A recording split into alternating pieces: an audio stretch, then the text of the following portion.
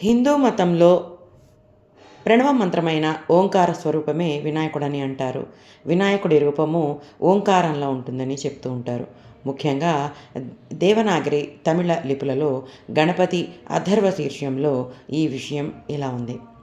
గణపతి, నీవే బ్రహ్మ విష్ణు మహేశ్వరుడవు, నీవే ఇంద్రుడవు, నీవే అగ్నివి వాయువువు, సూర్యుడవు చంద్రుడవు, నీవే భూలోకము అంతరిక్షము స్వర్గము, నీవే ఓంకారము.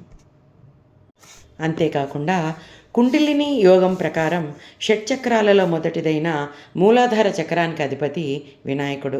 ఈ చక్రంలోనే కుండలిని శక్తి సాధారణంగా అంతఃస్థితమై ఉంటుంది.